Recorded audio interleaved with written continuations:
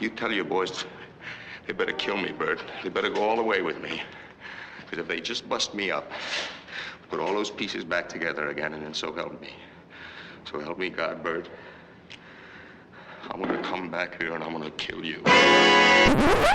Hello and welcome to the Warp Shelf Podcast. I'm Frank Duran. I'm Deshaun Vasquez. And today we're doing something that, and maybe it's a little belated, we talked about this. No, I'm just kidding. We're talking about belated sequels. Yes. We're talking about movies that took a little long to get Yes, sequel. In the case of the way I formulated the list of the ones we'll be talking about, I had a minimum of at least 10 years. Okay. Like, absolute minimum. So Deshaun made this list. Yes.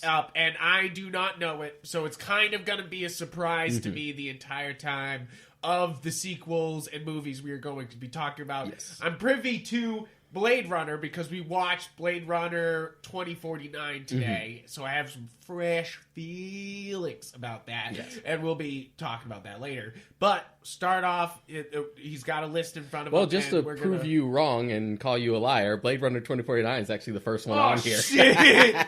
Only because I organized this alphabetically. Okay. Yeah. Oh, that's nice. Yeah. Okay, so I mean, we should get this out of the way right from the top. I don't like Blade Runner. I don't like the movie. Send all your angry fan letters to Frank. You can tweet at me. I know what you're thinking. Did he just say he does not like the classic Blade Runner? But here's the thing. I like the cinematography. I like basically I like the cinematography. But here's the thing. The entire time we were watching it, you were just like, oh no, Deshaun. I think I like this more. You're not really in the wrong necessarily. Like, I know plenty of people who don't really care for Blade Runner. Yeah. And Blade Runner was one of those films that sort of grew on me over time. It was one of those ones where I found fine the first time I watched it. Thankfully, the first time I watched it was the final cut right off the bat because it was actually recommended to me by my creative writing teacher in high school. Okay. And I knew already, he's just like, doesn't that movie have like a million different cuts? Which one do I watch? He's just like, final or nothing. That's it. And I came back the next day, I liked it, but I don't really know about it. And then over time, I would think about it a lot more, rewatch it, like it a lot. But it's one of those things where the original Blade Runner is, I like to call it sort of an accidental milestone. Yeah. Because it's a very experimental film, and despite what Ridley Scott will tell you, it's one of those ones where they didn't necessarily know where they wanted to go with it. Yeah, you can kind of tell, and that's why I have a problem with it. But it is a film that sort of leaves you cold, in a way, because it does feel sort of aimless at certain points.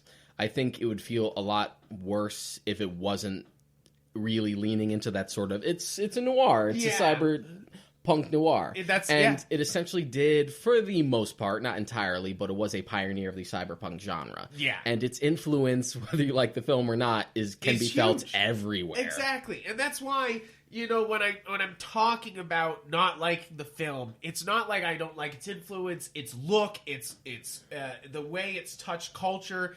I just don't like, when I sat down for the film, I've watched literally 3 cuts of this film. You've probably seen original directors and final. Yes, I've seen all 3 of them trying to like it because everybody I've ever talked to has been like, Bert, what the fuck? You're a huge sci-fi fan. Why don't you like Blade Runner? Yeah, plus not to mention like the religious allegory towards the whole thing too. Yeah. Surrounding the replicants, trying to find their creator, asking for more life. I get that. Searching for immortality. It just feels so... I don't know. It's like, I feel like it's funny because Blade Runner and AI from Stanley Kubrick and Steven Spielberg, they kind of have this weird togetherness. There is a certain parallel to it, And it's funny because they're both about artificial intelligence at the end of the day. Exactly. And about what humans would use AI for. And what it means to be human in general. Exactly. And the other thing is that, like, I think of those 2 movies at the same time for some weird reason. But I also am a huge Star Trek fan, which, like, if you know anything about The Next Generation and the original series with the Spock episodes, is that, like, they love to be like, what is human? What is sentient life? Yes. It's literally one of the favorite Star Trek plot lines. So it's one of those things that, like, when I came to Blade Runner, and they were, like, kind of aimlessly being like, yeah, what's left, man? Yeah, so I suppose if you had to put it in words, would you say you think it aims a little too philosophical without providing any real potential answer? And that's how Philip K. Dick writes. So I feel like they did a good job of adapting what a Philip K. Dick novel Yes, feels it definitely like. has the thematic bones of what androids, If androids dream of electric sheep. Do androids dream of electric sheep? Yes, that's it. It definitely has, like, the thematic bones, but it's a very different beast. Of course. Yeah. But I do agree with you in that sense. And of course, Harrison Ford does a good job in any of the cuts. Like, he's doing... for an actor who's is not supposed to be acting, like, as a carpenter who's picked up on Star Wars set, like... the only way he phones it in is if you're watching any cut with narration in it, where he just sounds like he wants to die. That's one of my main problems, is that for a movie, I'm a big fan of narration. I'm not against it. Yes, a lot of people will say it's lazy way of writing, but in reality, I think it's a nice... Yeah, I think it can be very effective. I don't think it's an absolute. Yeah, like it's too simplistic and binary to just label as it either is or isn't lazy writing. Yeah, because there are some films that I feel like if they were taken out and they had famous narration that I would miss. Like Goodfellas without narration, for example. Goodfellas without narration is not a movie. Yeah. It wouldn't really fly the same way for me. And I, Tonya wouldn't be the same either, or Wolf of Wall Street, like... A Clockwork Orange, where the entire point is that it's an unreliable narrator. Exactly. There's lots of great narrations, but I feel like it's funny because this movie's interesting because there's a whole cut without it, and there's a whole cut with it, and that's where this is an interesting argument for does narration help? Yeah. Because it feels definitely more meandering without the narration. That is true.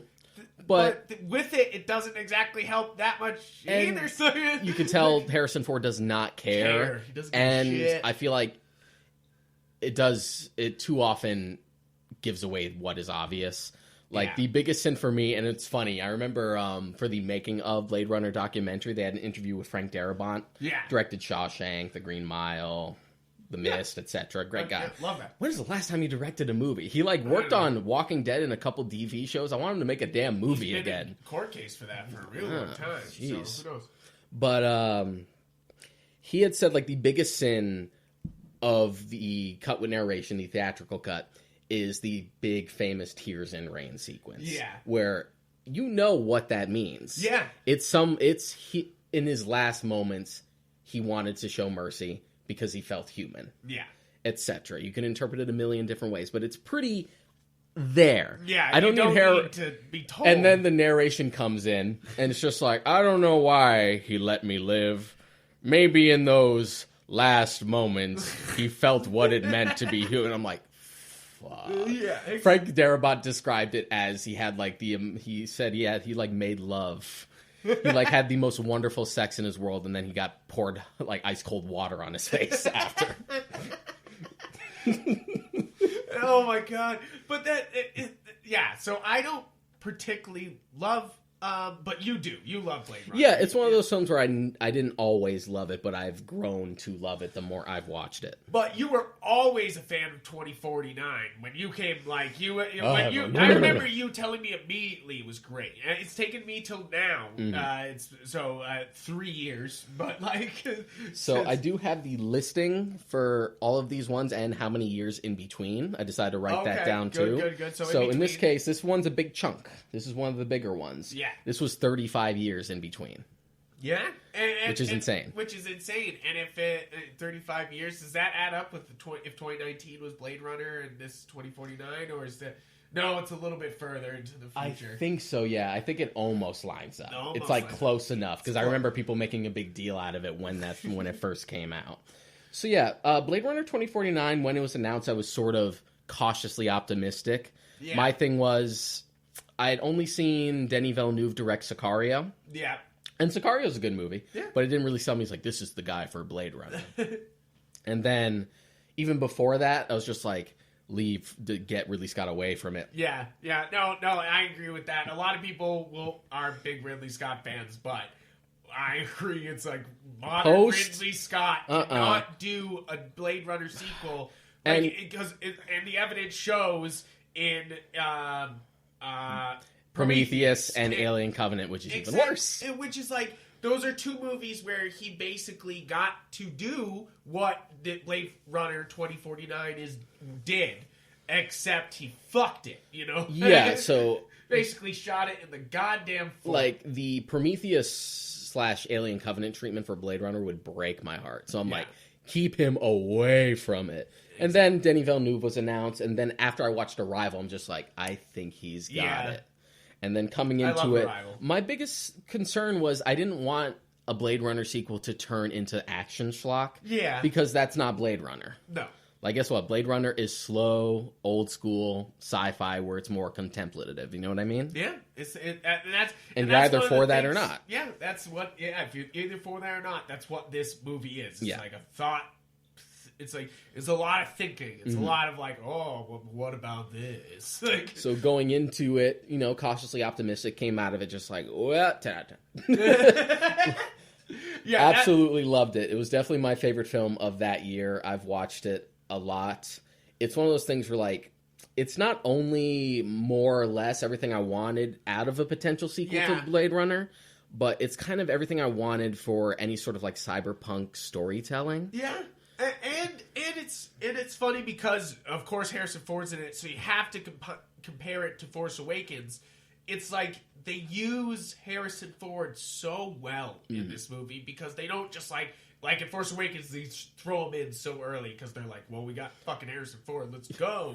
It's a hilarious contrast. So, like, the one that they would use him more for more screen time is the role he could not care less about. Yeah, right. Versus the one they use him tastefully is the one he would 100% be like, put me more. Put me in it more. I'll do another scene. What you got? Because Harrison Ford loves Blade Runner. He is insanely proud of it. You can see interviews where if you bring up Star Wars, he just rolls his eyes and just kind of grumbles along. You bring up Blade Runner and his fucking eyes light up. And I feel like this movie, they loved Blade Runner, but they wanted to streamline it. That, and that's what I love about 2049. That's what I loved about it the whole time, is that the whole movie, even though it does have all these big thoughts, these big sci-fi thoughts, which you want. Like, you know, like, you wouldn't want Akira with just the anime fight scenes. The reason why Akira's great is because it thinks about things, you know? Like, it's being like, hey, what if we did this stuff? You know, like, and that's what's coming here is like, well, what is happening when we're using these robots as basically slaves? Yeah. And like, but they're not like sitting there being like, yeah, but what about that, bro? They're like, yeah, but Ryan Gosling's got to go fucking catch that dude also, you know? Like, yeah, it's definitely a case of the people behind the scenes making it. It was still Hampton Fancher, who was one of the original co-writers for the original movie, so that helped. But you could feel the love and attention, people who definitely respected Blade Runner, but also sort of saw through the cracks and wanted to sort of improve on its issues. That's why I didn't really get on you. I was just kind of keeping my mouth shut when you were just like, I don't know, Deshaun, I think I like this one more. And I'm just like, I like this one more too. Just like, it'll never be the same lightning in a bottle reaction that the original Blade Runner was. Yeah. Because that was so innovative for its time. Exactly. And you can't just recapture that. Those graphics. Like, that's the thing, is it's a mind-blowing looking film. Like, you can't just do that again. Yeah. But it's just but 2049 is just a more consistent product. Yes. And not only is it streamlined... And it's a more confident product as well. Yes. That and the cinematography, again, is astounding. Roger Deakins is a madman. Holy shit. Like, there were so many moments where I was just watching it going, oh, wow, he's a fucking madman. You know, like, you're just like, he's doing things in that movie, which I haven't seen 1917 yet, but I'm sure it's the same feeling where you're just like, how the fuck is he doing this? I cannot wait for you to watch 1917 so you could be immediately like, Deshaun, that fucking sequence with that town during the fire. And I'm just like, yeah, I know. Because I know the exact sequence you're going to be like, oh my fucking God, Roger Deakins. Because I felt felt like that the entirety of this movie is you're just, oh my god, Roger Deakins, because he is so, like, first off, he's an inspiration for cinematography and like camera work. You should always watch anything that he works on, but like this movie is just him flexed it on, you know, like it feels it's like beautiful. The movie itself feels like such an evolution of the first film while still keeping like the thematic bones in the same way Blade Runner as an adaptation felt. My only thing that I feel like was missing from this to keep it more Blade Runner-y is nobody ate on a street vendor. What the hell was up with that? Where's the noodles? Where's my noodles? Where's the noodles? I was like, what the fuck? That was my only complaint about the entirety of that movie, though. Is that definitely not enough noodles. But it's just one of those things where it's definitely openly trying to subvert the original film. Yeah. Because the entire, like, is it or is it not with the original film is Deckard a replicant, is it not? Gone. Immediately with 2049, to me, there's just like the main protagonist of this is a replicant, and we're going to explore that. And not only are we going to explore, kind of dig deeper into the what it means to be human stuff, but we also have a third party now with his AI girlfriend. Yeah. And that's another, like, can of worms, and they explore that, too. And I feel a lot of influences on this film. Of course, the original Blade Runner, but also with the AI stuff, her. Yeah. Like, because, I mean, I love her. I think it's a fantastic movie. We already talked about it. Go to the Decades episode.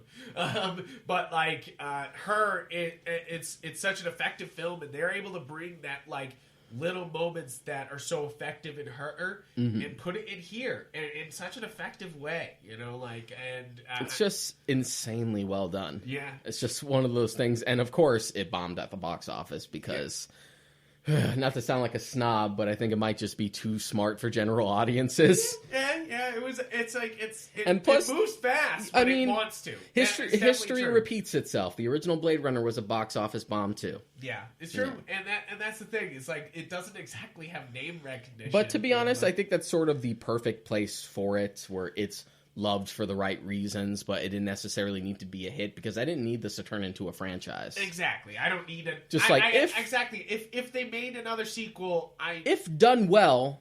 Sure, fine, but I don't think it needs it at all. No, like I don't think we need to. I like how it almost feels like it could lead into it because there are some like plot threads that are like hinted at but not entirely cooked. Yeah, like we don't get enough. We could have gotten more of Wallace. Yep. And there's this whole build up to like an ongoing revolution. Yeah. But I feel like that's not necessarily like the point. No, it's like not. The point is something much more.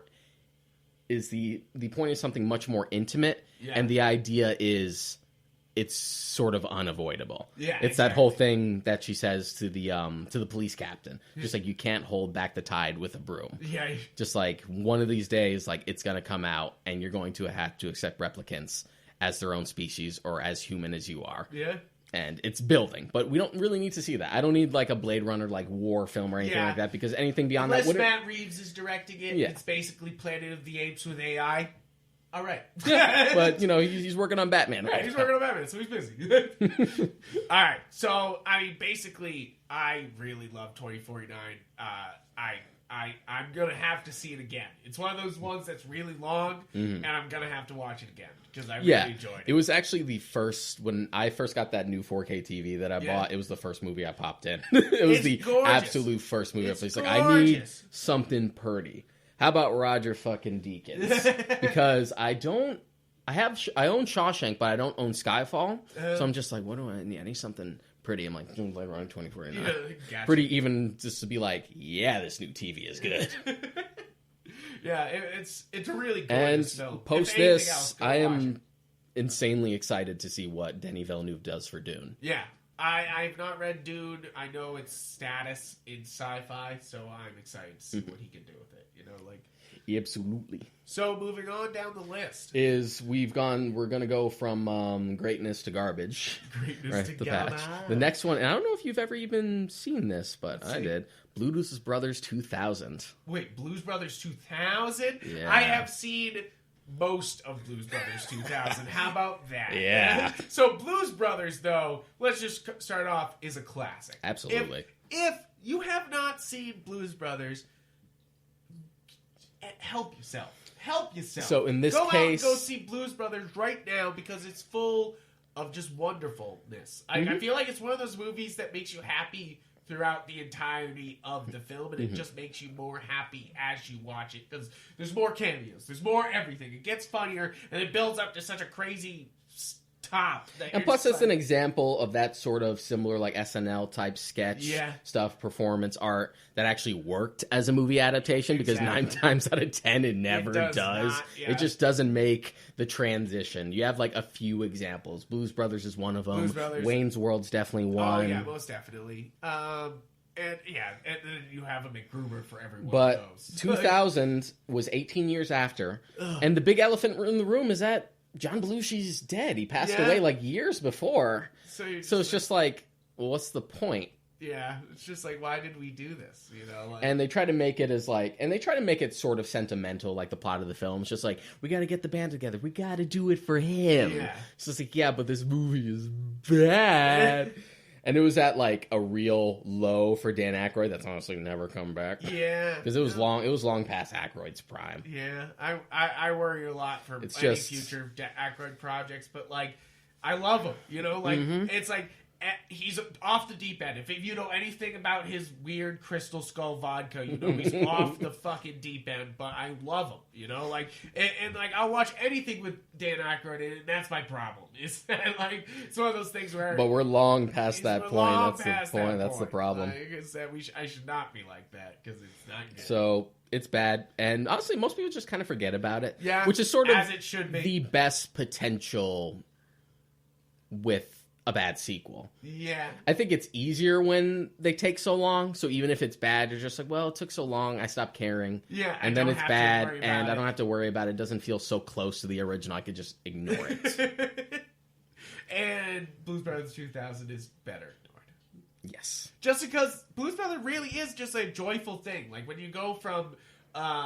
Aretha Franklin to to so many other big names, like just back to back to back. It's kind of just an amazing film. Like, just one of those like fun musicals that you're just like, hell yeah. So the next one is Clerks 2.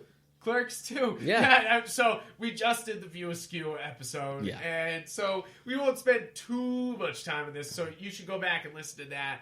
But these are important sequels. These are important difference here because, of course, we have a complete black and white first film of a director to a colorful, bright, like return for a director. You know, to his roots. You know, at a time when he was being criticized and accused of like going back to the well, only doing it for the money, etc. Which is interesting because, as he puts it himself, if I wanted the money, I would have done Green Hornet. Yeah, exactly. Like, exactly. And the great thing about Clerks is that it's so personal and how down to earth it is, and how easy it is for you to connect to it.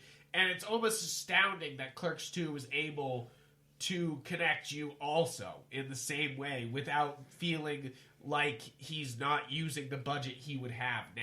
You know, like, he definitely uses the budget he has. He brings in the stars, brings in Rosario Dawson, you know, like, brings in some good people, you know. Yeah, like, it still feels just as raw. It's definitely among, like, the more funniest of the View Askew universe. On top of that, we had already, like, discussed that on the View Askew episode, but Clerks 2 is definitely the one that I quote the most, like, amongst my friends and whatnot.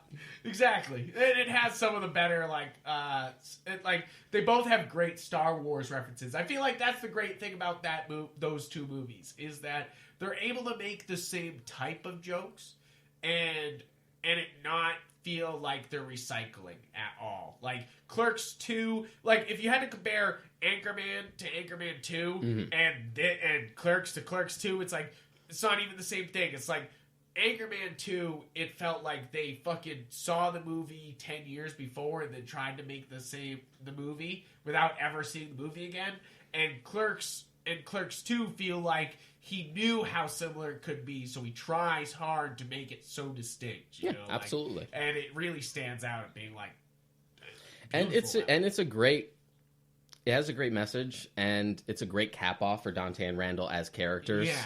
Going from clerks to, like, their minor appearances here and there in the rest of the movie to really sort of shining the light on them as, honestly, sort of has-beens. Yeah. And it really just sort of addresses that. The whole time is just like, you guys are in your 30s and you're still with this, like, retail bullshit. Like, you guys should be out there trying to better yourselves. Exactly. So, and it's like, it's interesting, you know? Like, that's the thing. It's like, it's an interesting watch, and I feel like that's what's so great about those two movies is that, like, you can watch them back to back and they feel connected, but distinctly grown, you know? Like, so I love that because it's the same director each time. Not many of these later sequels have the same director. Yeah, that is another interesting point. All right, but moving on. Next up, and this is another one I'm not sure if you've ever seen, The Color of Money. No. The Color of Money was a film with Tom Cruise and Paul Newman. It's a sequel. Tom Cruise and Paul Newman? It's a sequel to The Hustler. What? There's a sequel to The Hustler? Yeah. I fucking love The Hustler. Yeah. There is a sequel to The Hustler. It's sort of a similar movie. The Hustler's up here on the shelf right next to us. You can see the picture. They made a sequel, I believe it was in the 80s. It came out 35 years after the original. It sort of has, like, the same framework of just, like, this young hustler, same sort of story, but Paul Newman's character from The Hustler is in it teaching Tom Cruise's character, like, showing him the ropes. And they're playing pool still? Yeah. What? I did not know this. I'm absolutely going to have to watch that. So is it any good? Because, I mean, I love The Hustler. If you guys don't know The Hustler, it's one of Paul Newman's early roles. And it's one of those movies that is just so slick, so smooth, so... I don't know. It's a product of its time. Yeah, absolutely. It feels so... I don't know. It feels so warm and comforting to watch, even though it's like Paul Newman hustling people. You know, yeah, it's still about pool, and it's kind of a big passing of the torch film. It's really interesting. It's good. Yeah? Yeah. Damn, I'm going to have to watch It's that. one of those ones where people sort of forget about it, I guess. Yeah. Because it kind of treats itself as its own film, where if you've never seen The Hustler, you wouldn't even know. You would just say, it's like, oh, this is just a solid pool movie with Tom Cruise and Paul Newman. It's like, what do you mean this is a sequel to something? That's wild. I didn't even know that, and I'm a big Hustler fan. That was one of my grandfather's, like, favorite movies for some reason. Like, my grandfather didn't love many movies, but he was always like, oh, The Hustler with Paul Newman. So it's kind of funny that... That's a classy picture. He's like, that's a classy picture. And, like, so I really am kind of confused that, like, I never knew about this Tom Cruise one. Mm-hmm. Not that I'm a big Tom Cruise fan, but I'm a big Paul Newman. Like, so, like, I guess... Yeah, but it's kind of like what we were discussing before we started recording. It's those sequels that you don't even know were made. Don't even think about. Like, the Maltese Falcons had a sequel. It's just like, what? What do you mean it had? What do you mean? The French Connection had a sequel that no one talks about. Yeah, just like, I mean, at least you know it's called The French Connection 2. Yeah. You know, at least it's not like The Black Bird, which is the laziest title I've ever fucking heard of. And, like, and yeah, exactly. Like, sometimes they don't connect as well. Well, that'll be one for you to watch then. Yeah, absolutely. Yeah. All right. So the next one is Fantasia 2000. Okay. I love Fantasia. So, here's the thing.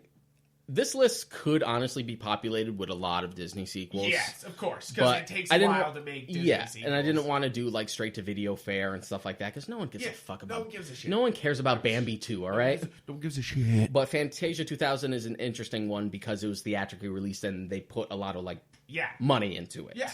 So this one, big gap, 59 years. 59? 59 years. And that's astounding because... they are both reflections of their time, animation-wise. They show off the literal peak of what they could do with animation at their times, and both are just beautiful pictures. They're gorgeous.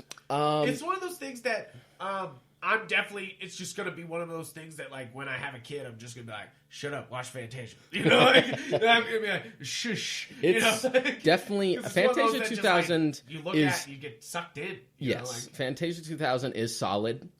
It doesn't come to the same highs as the original. Like, look, man, nothing classics. Nothing tops Night on Bald Mountain. No, all right, nothing tops. No, that literally touched my my psyche. Like, you know, like, that's one of those things where it's like, it was so frightening to me as a kid that some reason, like, I forever am like, whoa! Like, and plus the thing that kind of bugs me about Fantasia 2000 is, like, the real emphasis on, like, the celebrity cameos. Yeah. Announcing the transitions between, like, each short and stuff like that, as opposed to the composer, which is a lot, like, classier. Yeah. Yeah. Exactly. I feel that. Like, but it's one of those things where, like, I'm surprised we haven't gotten a third one. I feel like we will someday. Oh, yeah. I think it'll come to a point where they'll be like, oh, we have something here. Maybe they're just waiting another 59 years. You have to wait 59 years between each one. Maybe. I don't make the rules. I don't make the rules. I mean, the animation has jumped so Animation has since changed 2000. so much since like just the 20 years past. If we're talking Fantasia 2000, that's literally a year before Toy Story, correct? Or is Toy Story 1999? Toy Story was 90s, I think. Yes. So, it's like, and if you see the jump from but it was Toy Story to Toy Story 4, it's astounding. It's definitely just before the cusp of most big animated films are CGI now. Yeah, exactly. And what if we get a CGI Fantasia? That'd be pretty great. That'd be interesting. But Fantasia and Fantasia 2000 are on Disney Plus. I have watched Fantasia literally since Disney Plus came out. So this is a good one because I've seen it recently. And yeah, Fantasia is just a classy, great watch. Like it's a classic. There's no other way to put it. It's just pure art and atmosphere. It really is, though. It's one of those things that, like, I feel like I watched it as a kid and learned things, and then I watch it today and I still learn things. It's so early in, like, Disney's filmography for animated films too that you almost wish they experimented as much as they did, like back when they were first starting out. Before they became like the big iconic Disney, they have to follow certain like frameworks. You know what I mean? Because they do a lot of things there that's astounding. And kind of like genre pushing. Stuff that really pushes the medium. And Fantasia 2000, it does feel a little bit more commercial, but it's still a great... It's not the milestone that Fantasia was, but... It's still fantastic.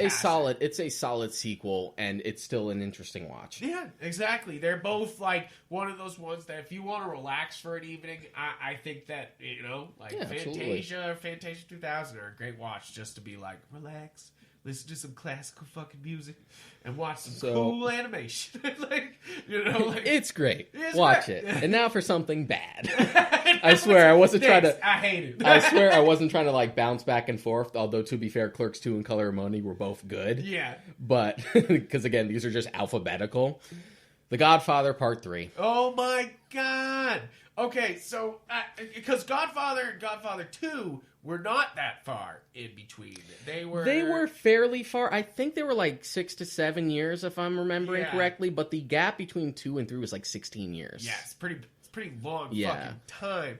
And basically, you just shouldn't have done it. The way Godfather Part 3 was always put to me is that you buy the box set and you watch the first two and you use Godfather Part 3 as a paperweight. Or a coaster. That's because you just don't watch Godfather 3. Oh, man. Did you just don't. I remember when I first met you, you had said you had never finished it. Yeah. And you still haven't? I still have never finished it because fuck that movie. Which is, it's just interesting because its ending is actually pretty well done. It doesn't save the movie. No, I have finished it because you said that to me. You said the ending's good, and I was like, well, I'll fucking finish it. Yeah. And then I was like, oh, that's nice, but no! Like, it's just like, that's good. Too bad that wasn't everywhere else. Like, oh but, my god. Oh man, I remember I first had my brother watch the Godfather films. We binged like 1 and 2 back to back. Like he was into it. It's like, these movies are great. And that's a long binge. Yeah, those movies ain't short. It was on Thanksgiving Day of all things. Oh, you know, because it was just a Thanksgiving between me, him, and my mom. So we were just at the house. So we were just like, let's watch the Godfather. Why not? Oh yeah, it's a family film. The greatest of family films. It really is. It is about family. So it counts. Family. It's just not targeted towards families, but semantics. But we started 3. We got like halfway through, and my brother's just like, I'm done. Yeah. It's demoralizing. It's one of those movies that, like, you come out of 1 being like, that's one of the best movies I've ever seen. And then you put on 2 and you're like, shit, how the fuck did they do another one of these? Yeah, especially for me, I'm always been of the opinion that I actually prefer Part 2 to the first one. Part 2 is pretty fucking amazing. Yeah. As much as I love 1 because we were talking about how it talks about family, one feels about family. One is it feels like you walked into an Italian house, Yes. And that's why it's the more iconic one, and a big part of it is Vito, Vito's presence in that film. The reason I prefer 2 is just because I love the story of Michael's slow descent. It's amazing. Just that character study of his slow, just unending corruption by the end of it. It's so good. And plus, I love like the prequel half of it too that gives us Vito's origin. It's great. It's so good. And that's the thing. It's one of those like films that like is one of the greatest of all times. Like, not only is Godfather 1 one of the greatest, but 2 is one of the best sequels that will ever happen. We talk about great sequels. That's one of the greatest sequels that'll ever happen. And it's one of those things where... And 3's just like, what the fuck happened here? Which is hilarious, because 3 was one of those things where people only realized it was bad in retrospect, like Phantom Menace. Yeah? Sort of, because it got pretty good praise when it first came out. I think people were just happy to see another Godfather. But then they let it sit for a while, and it's just like, you know what? No. Yeah, because you have that footage of people coming out in Phantom Menace being like, that was great. But for the record, Phantom Menace is not on here. No. There's nothing more to be said about it. No, we're not going to say anymore. You can go to the Star Wars episode. We talk about it. But Part 3 is also just sort of wasted potential. There was a much different idea of what it was supposed to be. Originally, Part 3 was more going to be about Michael versus Tom. Yeah. Because they were starting to become distant in 2, and they kind of kept that plot thread on. They were really trying to explore that for the third one, but then they couldn't get Robert Duvall to come back. Yeah. So it just kind of became a different sort of thing. And Sofia Coppola is a very talented director, but she's a terrible actress. Yeah, she's not very good. Yeah. And it's just one of those sequels that you're just really sad about. When I think about it, it just makes you sad, because you're just like... When Coppola... And I know that sounds mean, but it's just one of those things where you're just like, damn. Even when Coppola was considering a 4, yeah, he did plan on it, but then after Mario Puzo died, he said, no, let's leave it alone. Even the idea for 4 sounds more interesting than 3. Yeah. It was going to be about Andy Garcia's character, I forget his name, in 3, taking over and going into more of the cocaine business during the big mob scene in the 80s. Yeah, and it was going to be intercut Part 2 style, but with more of Vito's origin leading up to the first one. We would see how he met Tom Hagen and then adopted him and stuff like that. I'm just like, that sounds more interesting than 3. Yeah. Oh my god, anything sounds more interesting than 3. No. And that's the problem, is the movie just doesn't move. And that's basically why, if anybody watches it, you won't like it that much. I've met one person who's liked The Godfather Part 3, and that's just because they like the weird Pope shit going on. Yeah, and I love it when TV shows like The Sopranos try to defend it. That's a big running gag in The Sopranos, is people being like, you know what, I know a lot of people don't like Godfather 3. I think it's kind of misunderstood. It's just The Sopranos, you're great, but shh. You are better than Godfather 3. Yeah. Shush. So we don't need to bring it up. Yeah. Next up. Speaking of disappointing sequels, to me, you might not necessarily agree, Incredibles 2. Incredibles 2. So, Incredibles 2 is not super bad. I don't think it's a bad sequel. I don't even think it's bad. I think it's just kind of meaty. It's just kind of middling.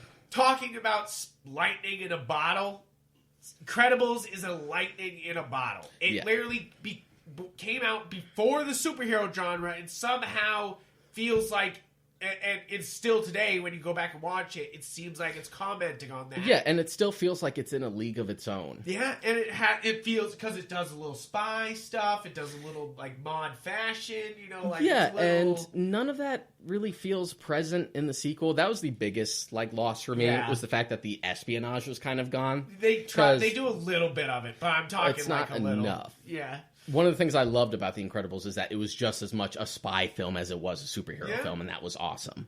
And that's the thing about 2, is that they try to dive into more of the family, which I like, but also it doesn't really do anything. And it also has nothing to say, really. It has a little bit with the villain. They try to do something with that, but it doesn't have the same nuance that Syndrome did. Yeah. Which Syndrome is more relevant now than he ever was when he came out. Just the idea of this toxic fanboy. Everybody's super. Yeah, exactly. And that's the thing, is that I feel like that's the one thing that's really missing from 2, is that they felt like maybe the family moments would speak to you on that personal level instead of the villain speaking to you on that personal level. Yeah.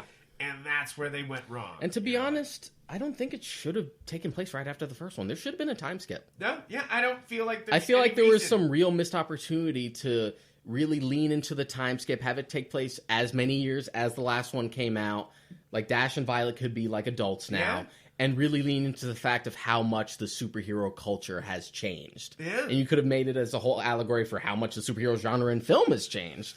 Like, there's just so much missed opportunities. Like, Incredibles 2 feels like a rushed sequel that we would have gotten years, like, earlier. Exactly. So how long of a distance was between those films? 14 years. 14 fucking years. And it does. It feels like they literally, right after the movie finished, wrote this and was like, done! And then passed it off. And then, for some reason, it took them this long to animate it. Because, that's really how it feels. It feels really rushed. And, I mean, part of it was, I know they, cut, a year from development. It just kind of felt like Brad Bird was just going back to the well because his live-action Ferris didn't really do so well. Yeah. He did Ghost Protocol for Mission Impossible. That was a big hit. But, Tomorrowland sunk. It sunk bad. It wasn't good. It really wasn't. So, I felt like he was just kind of trying to go back to The Incredibles. Yeah. As, an easy thing. And it didn't feel like they put, the same, love and attention to it. Which is sort of rough to say because filmmaking is hard. Yeah. So you never want to sort of make that sort of presumption. No.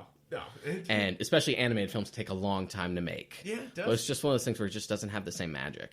No. And it's one of those movies that, sure, it's fun and you'll watch it once, but you won't go back to it like you'll go back to The Incredibles 1. Yeah, not at all.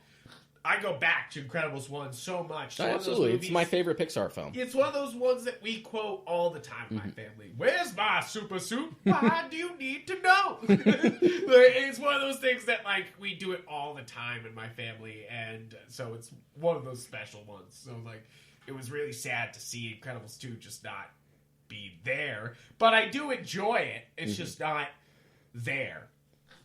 So, next one. Which you can't expect Toy Story 3 every time, it's basically Toy Story 4 in its own respect. You can't expect any of the Toy Stories because none of those should have worked. And even then, Toy Story 4 for me is probably the weakest of the films, but it's still really strong as fuck. Yeah, but it's still really good.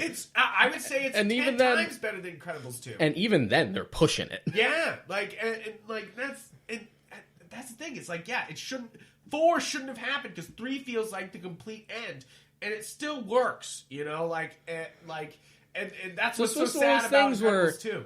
You feel like you've done all you could with Toy Story, and you feel like there's such endless potential for The Incredibles, and they just don't really cash in on it. And it's wild because Disney Plus has a shit ton of Toy Story 4 short stories. Yeah. They have the Forky Asks a Question. Forky ask a question. Forky ask a question. And if you haven't seen those are really cute. They're on Disney Plus. They're literally 2 minutes long. They're funny, but they look amazing. Talking about animation, these are little shorts on Disney Plus, and they look the same caliber as the rest of Toy Story 4. And you're kind of damn. It's such an interesting thing when that happens with sequels, where you feel like the movie opens up a world and then they have no idea what to do with it. Yeah. I feel like Men in Black fell into that problem. Yeah, they opened up a giant world they didn't know what Kingsman the fuck fell to do. into that problem too, where you're just guys, the entire point was to just have the obligatory origin story, have a great world to explore, get a little taste of, and then for the sequel, we can really sink our teeth into it. We can talk about even Kick-Ass, if we're talking about Mark Miller. Yeah. Is it Mark Miller who wrote both those ones, or am I mistaking the name? Who wrote Kick-Ass? Kick-Ass was Mark Miller. I thought you were talking about the other film. No, but Kingsman is somebody else. No, Kingsman actually was Mark Miller. Yes, but the movie is very different. Yes, definitely. Yeah. But that's what's sad, is that they opened up this universe, like you said, and they kind of just fuck it up immediately. And Incredibles is one of those things that you kind of wonder why Disney Plus is doing Toy Story 4 when you could open up the Incredibles universe, but it's not the money right now, and they didn't just open up a Toy Story. They didn't open an Incredibles park. They opened a Toy Story 4 expansion at Disney World. So you gotta... It's just wild. You gotta, just the idea was just It's just like, guys, you already made the roadmap there. Just get there. Yeah, get there. And then you somehow got lost. Like, the first film was the roadmap. Yeah. You're in heaven now. Now let's explore that. Exactly. It's so weird. It's sad. Next one up is Kingdom of the Crystal Skull. Kingdom of the Crystal Skull? Oh my god. Okay, so, oh lordy, is this a movie? Is this a thing that was put on screen one time? No, I'm just kidding. I like things about Crystal Skull. I know people hate it. I know there's a lot to make fun of it. But that's kind of the point. It has the same vitriol towards it that, like, the prequels do. But I don't think it deserves it because the point of... And even George Lucas and Steven Spielberg would say this because this is what they were going for, is that Indiana Jones, the original ones, are supposed to be 30s serials movies. They are emulating the style, same as Star Wars is trying to emulate those serial movies, the sci-fi ones, and they emulate the style and the wipes. Indiana Jones is the same thing. And then Indiana Jones Crystal Skull is trying to emulate a 50s B-movie because it's supposed to be based in the 50s. Because it came out 19 years after Last Crusade. It makes a ton of sense. But but that B mentality carries over to everything the movie does, and people hate that for a reason. Yeah. You know, like, it's campy. And I love that, but also it's campy. And it doesn't feel like it's executed all that well. It still feels too tied to the original movies. But it's just one of those things where, like, if you pushed it too far, then it wouldn't feel like Indiana Jones, and people already say that. Yeah. With how safe, like, Crystal Skull played it sometimes already. Yeah, exactly. And like, it's not like Crystal Skull isn't a bad ending, because it tries to sum up some things, and it tries to open up it tries to open it up more, I think Crystal Skull could have benefited more for, like, a Force Awakens type, like, reboot sequel. Yeah. Because I think you'd feel more comfortable with a new lead exploring sort of a new genre, more so than really focusing on Indy. Because when you still have Indy there, outside of him sort of being the passing of the torch, like, mentor figure, then it feels all the more odd that we went to more, like, fantastical, like, dungeon, like, tomb raiding stuff to aliens. Exactly. And that's what's the problem is that they're trying to strike these tones, but did people want these tones? Do people understand these tones? That's the problem. Is that, like, sure, I get that they're trying to emulate a B movie, but a random person going into an Indiana Jones movie, it's just going to be like, aliens don't belong in. Yeah, they're like, what the fuck? What is like, this shit? He got in a fucking fridge and survived I feel an like atomic bomb. Like, I feel like under the right lens, with a slightly different, like, skew direction, it could have worked a lot better. Oh yeah, I feel like you change a little bit here and there. I feel like it really could have worked. I feel like the prequel series of Star Wars, you could edit Crystal Skull into a better movie. Like, literally, the ingredients are actually there in the movie. Or literally just have one person in the room that's just like, no. No, yeah. I mean, you have one essential person that just says no, and it just sort of changes the tide. I mean, yeah, I feel like that's really it, is that, like, when we're talking George Lucas projects, nobody said no to the prequels. Nobody said no to Crystal Skull. Nobody said no to Red Tails. Which, like, even Red Tails, somebody should have said no, even though that's one of his, like, he tried, like movies, you're kind of like, it's still not good. The lesson here is always, George, no. George, stop. But then you go to Mandalorian, where he's supposedly very involved. You have the very important Jon fucking Favreau being like, no. And that's basically it. Same thing with Clone Wars. You have George Lucas overseeing everything, but you have Dave Filoni being like, no. And that's all it takes. That is really it. Is that, like, is somebody to be like, no, we have an idea here. And that's the problem with Steven Spielberg and George Lucas teaming up, is that they are the kings of nobody tells us no. Yeah. And they will do whatever. And they're also best buds, so they're not really going to question each other at this point. They're just like, yeah, it's great. It's great. It's great, Steven. It's great, George. Everything's great. Let's go do millionaire things. And then another problem with Crystal Skull is that it just doesn't have like the same teeth either. No. Like what I love about Indiana Jones, I think all of them is they have teeth. Yeah, they have teeth. I think it leans way too far into it with Temple of Doom. I've never been big on Temple of Doom. Really? I like Temple of Doom. I think it's like one step too far, and God, she's annoying. And so is yes. Short Round. I'm sorry. Oh, come on. They both suck. I hate them so much. I know you do, but I like it. But I understand what you're saying is that like they. 3 literally, even though it's a B movie, they literally take away everything that makes Indy rough and tumble. Yeah. You know, like, and that's one of the things that people love about Indy is he's rough and tumble. And then if his rough and tumble moment is him jumping out of a refrigerator, you're kind of like, yeah. Ah. And that edge is like most prominent in Raiders, which I feel like it's always between Raiders and Crusade. Yeah. I feel like most of the time I lean more towards Raiders because I just love the grit. I love Raiders. And Last Crusade is still fun, but that's when already the edges are starting to be sanded off a little bit. So by the time you get to Crystal Skull, it's just like, you don't even worry about it. Everyone's fine. It's that G.I. Joe mentality of just like, yeah, the planes blow up, but they're in parachutes. It's fine. Right. And that's I just definitely, like, there's things I like about Crystal Skull. Don't get me wrong. I do not like Crystal Skull.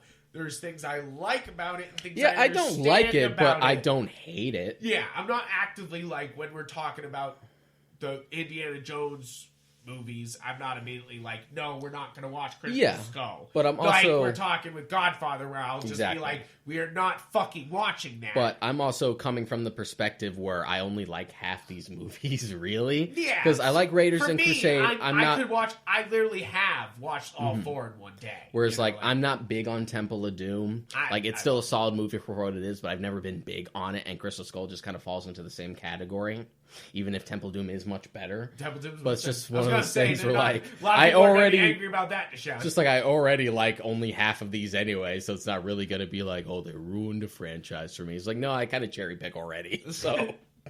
But it is sad that that's what we have to live with the end of the Indiana Jones series, you know? I know Lucas Lucas and Spielberg had been like threatening us with another one for a little while.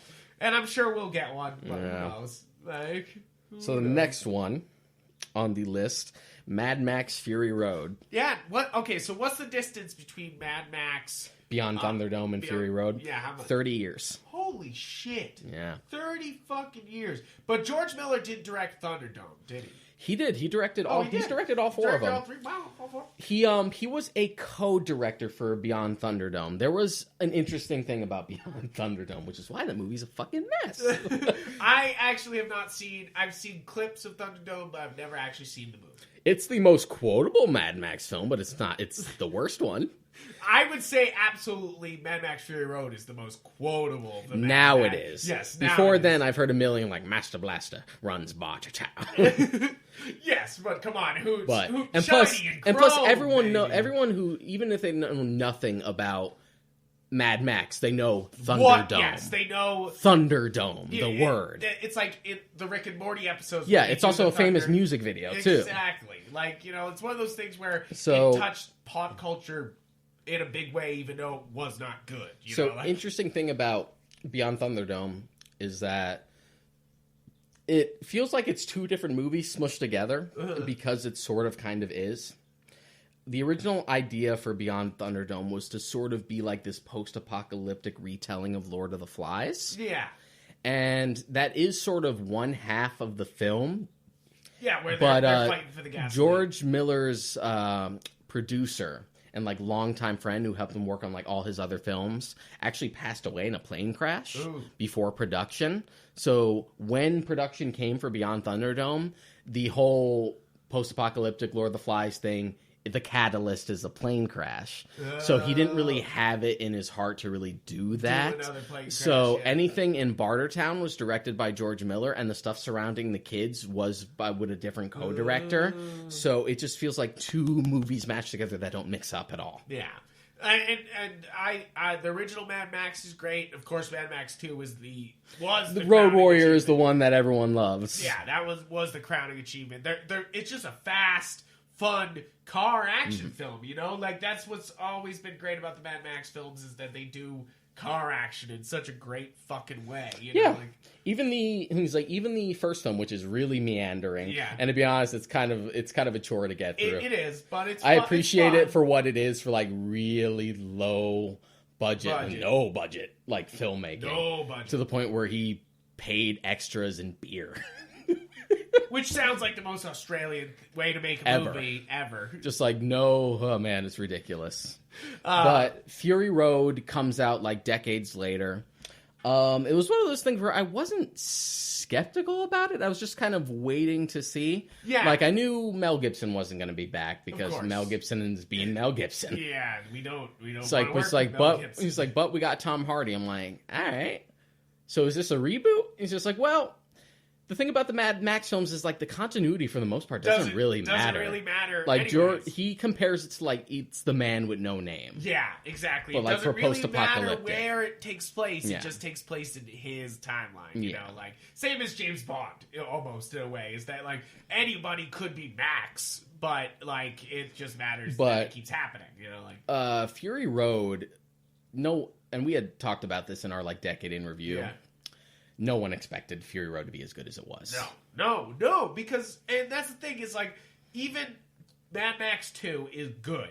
And it's definitely like, oh, wow, like, you should see Mad Max. Mm-hmm. Like, Mad Max Fury Road, though, is one of those movies where we're like, oh, shit, this should be nominated for Oscars, you know? Like, yeah, and like, it was nominated for Best Picture. Yeah, and that's why, and that's exactly it, is you get that feeling almost immediately from the beginning. And like, it's just interesting to see, like, this old school director come in, and I had said this already, just, like, show these young kids how it's done. Yeah, with no shaky cam, you know? No shaky cam, just, like, the amount of practicality, like, real stunts, real dangerous stunts. You're just like, this is insane, and I love it. It's a wild movie, and that's another one I've seen actually super recently too. I watched Mad Max. I caught it on TV like recently, and like it's just a trip of a movie. It's one of those that, like, it starts and it doesn't let up. Like it basically gets you in and doesn't let you go until the end.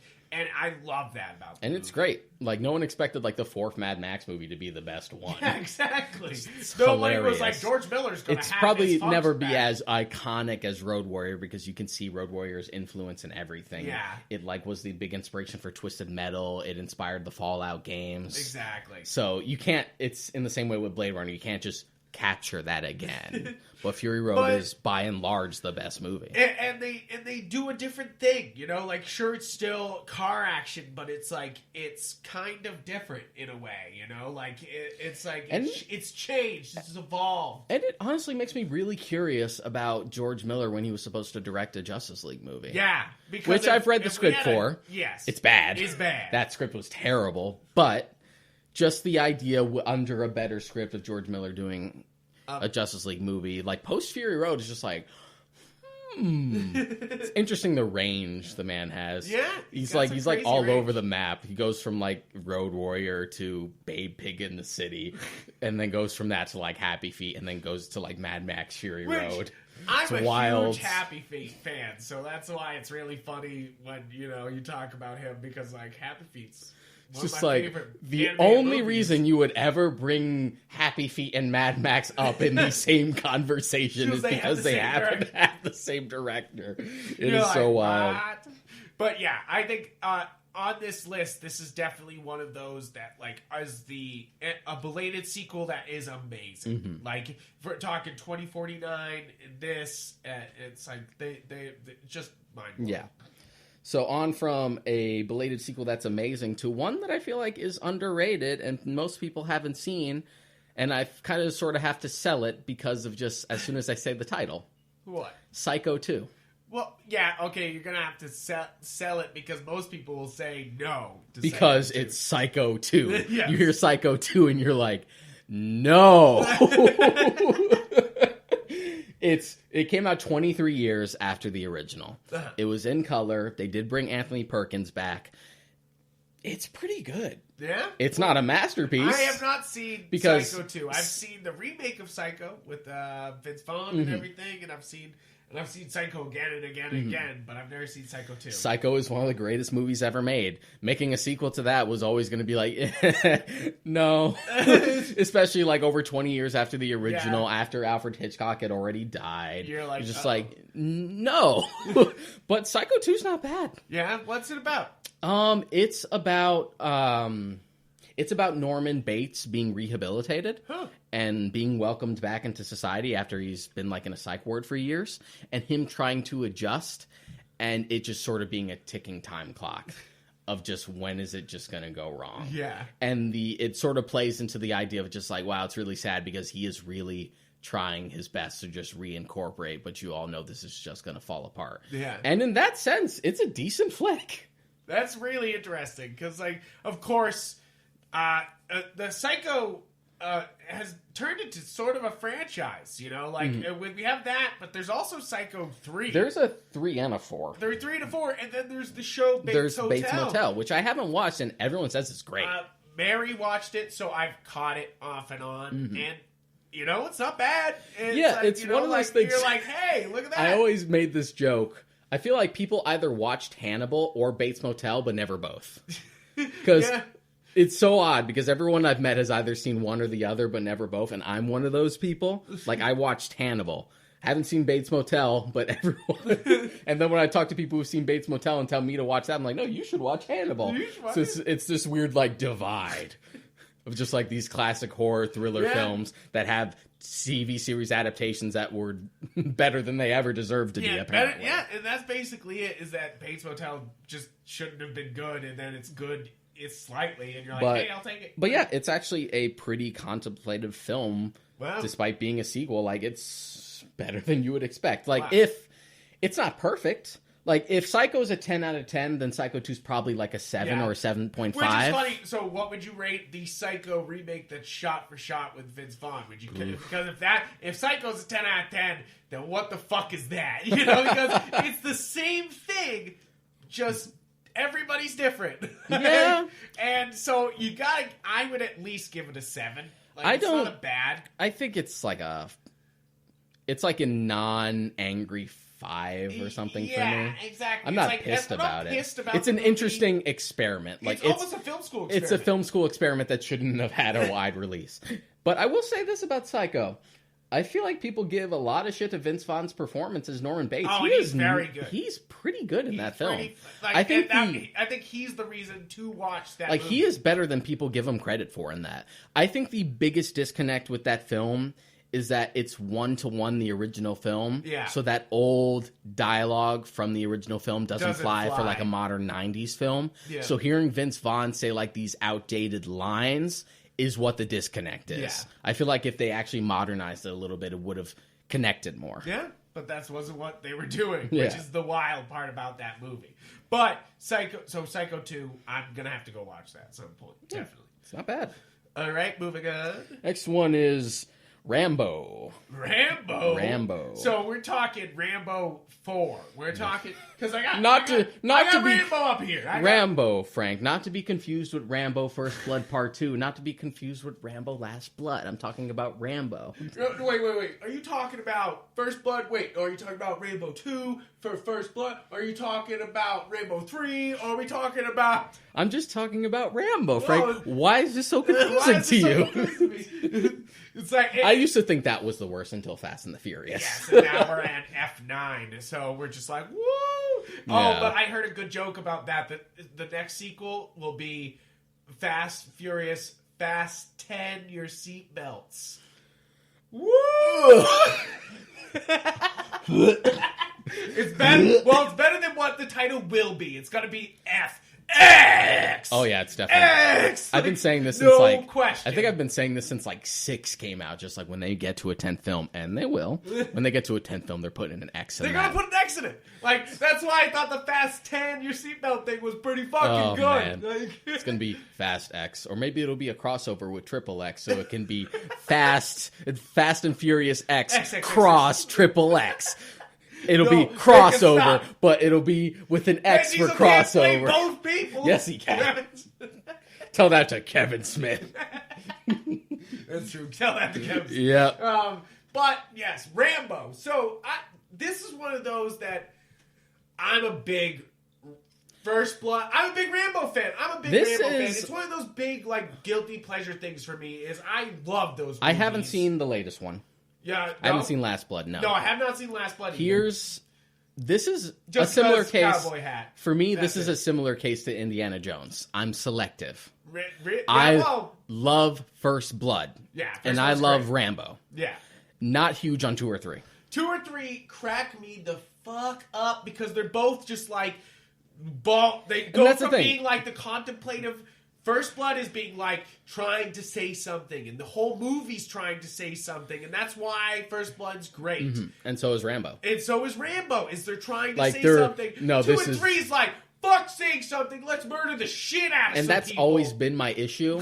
And people sort of compare it to the Rocky films. Yes. But my problem with going from First Blood to 2 and 3 is like we went from Rocky 1 to Rocky 4 without 2 and 3 in between. And it's like, ooh, what? That's actually super true. I feel like that's actually so on the money. Is that 2 goes a little ridiculous, and 3 he literally shoots a man with a bow and he explodes and only his shoes are there. It's the funniest fucking scene I've ever seen in my goddamn life, and it's one of my favorite things. So it just kind of just goes into schlock so quick, which is so weird because First Blood is such a raw film. Yeah. 2 tries to be a little raw, but it can't get there, and 3 just is like, what? Were we real in the first place? And that's like... Rambo gets to sort of have its cake and eat it too. Yeah. Because it has the ridiculous action. It's just as raw as 1 was. It's really back to basics on like the thematic stance. Yeah. But as far as over the top action, it is dialed up to 11. Like actually the most ridiculous action out of all the Rambo films. Like puts them to shame. But it's also played straight. That's the difference. Yeah, exactly. Is that there's no shoes there. This is like this is another one I saw Rambo actually super recently. And Rambo just it is a sad film. Like, you know, like he is not trying to beat around the bush here. He's like, war fucking sucks. Yeah, and that's kind of the point of First Blood. Yeah, that's what I loved about First Blood. And plus it was a good swing for Stallone, especially back then. Yeah. Because like Rocky was huge for his career. It made his career. But after that, I feel like people only saw Stallone as just like the action guy. Or either that or the dumb guy, because Rocky's such like a big lummox, you know what I mean? Exactly. It's like, but First Blood is just like, no, Stallone has more range than you give him credit for. Yeah. And I feel that the 2 and 3 are not exactly the same. Yeah, beast. it sort of misses the entire point of just like war is fucking hell. Yeah, but that's what Rambo I feel really accomplishes that. Is and that the idea they make behind you feel like war is fucking hell. And the idea behind First Blood was like John Rambo's a broken man. Yeah, and that doesn't really come back until the 4th one. Yeah, because the 4th one really leans into like some of the PTSD things about it, and they also blow the fuck out of people with a 50 caliber. You know, like it's kind of one of those movies that you're just so it's the best like, compromise you could have asked for. It really is, and it's one of those movies that when I was younger, I watched that movie again and again and again. Like it was one of those movies that really inspired me, along with Casino Royale. I don't know why both of them made me be like, shit yeah, you know, like these are action movies, you know, like, and I was really into those, and like I watched them again and again and again. And Rambo is definitely a really fantastic movie, but I haven't seen Last Blood, so I can't. It didn't really look all that good to me. No. It just looked too derivative. Yeah, and it didn't look like it had the heavy action that Rambo had, which is kind of funny because apparently, like the climax gets like real ridiculous. Yeah, it's just one of those things where like it didn't seem like it had the same polish as last time, and it certainly doesn't seem like it has the heart. So to me, it looked like it had too much Incredibles touching it. You know, like he did these Incredible movies, which were these big. Schlocky. Expendables. Sorry, what did I say? Incredibles. Wrong. Expendables. These Expendables is big schlocky action with as many action heroes as you can shove into it. And I feel, but they tried to be as deadly or as brutal as Rambo, but never ever accomplished that. They just like sometimes would blow somebody's head off, you know, like and like I was never really big into the Expendables I got movies. all 3 on Blu-ray, baby. I think my biggest issue with the first Expendables is that it promises the big cast, but then mostly just sticks with Stallone and Statham. Yeah, exactly. And I fucking hate CGI squid so much. It's a lot better now, just because the technology's better. But God, when that movie first came out, like the CGI blood spatters made me so really mad. Really bad. But Rambo, they do a lot of like real blood, especially since that came out after Rambo, and Rambo looks like, so good. By real blood effects, I mean a lot of fucking cords, just like that, but just that pure gore, and it was post Rambo too. So just like Stallone, what happened? Yeah, exactly. It feels like I don't know. Expendables always felt like a retreat. Yeah. Even though it felt like he was using all his resources, you know, like after Rambo. And I'm kind of I'll eventually see Last Blood. I will, out of curiosity. I'll eventually see A Good Day to Die Hard. And it's the same way as I will eventually see that. You've seen A Good Day to Die Hard. We went to go see that together. Did we? Yeah. No, we saw Live Free and Die Hard together. No, Live Free or Die Hard came out way before I ever met you. Okay, but we never saw A Good Day. We saw A Good Day to Die Hard. We saw it in college with Anthony. No, we didn't. Yes, we did. It's just that forgettable. Oh my god! It's the one with his son, and it takes place in Russia, and it's really forgettable. We did see that. We did see it. Fuck! It's bad. It's bad. It's really bad. See, you completely forgot about it. We saw it. It's not good. Oh wow! I shouldn't have bought that. Which is a shame because that had a good streak. Hard. Like that's not on this list just because it didn't quite meet that like 10-year mark, but the films were consistent up until then. Like Live Free and Die Live Free or Die Hard's a solid flick. Yeah, Live Free and Die Hard is a solid flick. Die Hard 1 is great. Die Hard 2 1 is trying to capture Die magic Hard again. 1 is arguably for me like the greatest action film ever made. Yeah, exactly. Die Hard 2 is still solid. It's the best Christmas movie ever made. Yeah. You know, that too. It gets to be both. That's why Die Hard is the greatest. But Die Hard 2 is trying to capture it's solid that for same what magic. it is. It has some pretty good set pieces, but it just doesn't have the same magic. Lives up more to With what a Vengeance Die is a Hard lot of fun. Be. Yes, like, it helped that they brought John McTiernan back to direct it. But then you have Live Free to Die Hard, which I feels like Rambo in a way. You know, like they amp that action up, but it doesn't have the same intensity that Rambo has. And it's PG-13. It's PG-13. So that's like the whole problem. Yeah. With that. So next up, it's interesting just that this works out because of the alphabetical order, is Rocky Balboa. Rocky Balboa. From a Stallone comeback to another Stallone comeback. And they weren't that far after each other. No, this was they weren't. some like weird thing where Stallone hit an incredible stride. Like, just because Rambo really touched me, and then Rocky Balboa is just amazing. Yeah, like, if I remember correctly, Balboa came out first, then Rambo after. But like Rocky Balboa is one Rocky of those movies Balboa that shouldn't have worked, and it did. It's the best of the sequels. Yeah, it's the best of the sequels. Like I love Rocky 2, but Rocky. My problem with Rocky... How dare you say that against Rocky 4? Rocky 4 is a different case. That's a whole other can of worms. Rocky 4 is not the greatest sequel, but it is the manliest of sequels. It's one of the manliest movies I've ever seen in my life. As James Rolfe says, real men love Rocky 4. But I love Rocky 2. Like, I love all of them except 5. And I love both Creed films. Exactly. But my thing about 2 is that the drama feels kind of contrived. Like, I feel like they really push, like, Rocky being kind of dumb just for the plot to get going. Yeah. Because there's stuff where he is the dumbest he's ever been, specifically in 2. It's really in 2. Like, him not being able to read, and him spending all his money. Like, it feels just a tad too contrived. Yeah.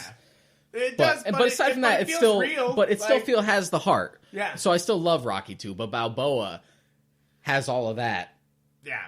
Balboa is so good that you could watch just one in Balboa and be satisfied. No, you'd be because done. it totally plays. It does. I definitely feel like you. Obviously, I'm a big Rocky fan, so like I love most of them. I love all of them except 5. You're right, I love those movies. I love all of them except for 5, and even 5, which isn't good, is one of those things where like I've seen way worse sequels than 5. So Rocky Balboa is so good that I didn't want Creed. You know, like absolutely. And Deshaun's the one who pushed me to watch Creed 1 and 2. And it's strictly because I fucking love Rocky Balboa, and it feels like the end. You know, absolutely. It feels like, yes, we finally capped off. It. Leave it alone. Like, leave it alone. And then I saw Creed and was like, fuck, that's good. Creed was a hard sell. Just the initial announcement. It's a hard sell. Where it's just like, okay, it's about Apollo Creed's son and Rocky's training. And I'm like, that sounds stupid. Speaking of contrived sounding, that sounds contrived. You know, but then, after... But then it works. Yeah. It flies. And you kind of, get sucked into it all. And but then, whoa. Post Fruitvale Station, which was a big thing for me. I loved Fruitvale Station when that first came out. Great. And I had said when I wrote my review for it way back, when I wrote reviews for my blog, on Blogspot of all things, I had said just Fruitvale Station is fantastic. Pay attention to Michael B. Jordan and Ryan Coogler because these two guys are gonna be big. So when they announced that they were the big team for Creed, I'm just you know what?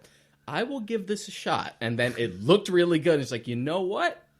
This could be good. It's hey, guess what? It was great. Yeah. And then Ryan Coogler went on to do Black Panther. Michael B. Jordan was in that too. It's told you. Told you. Pay attention.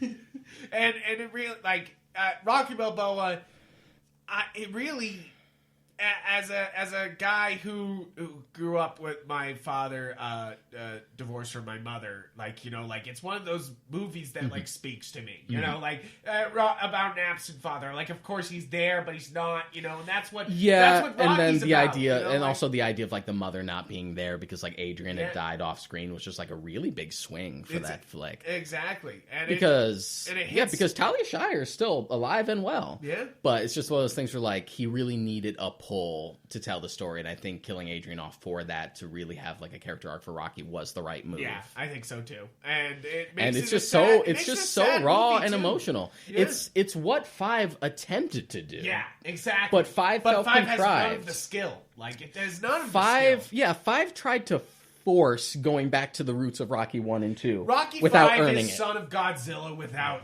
Godzilla in it. So it's bullshit. It's so odd.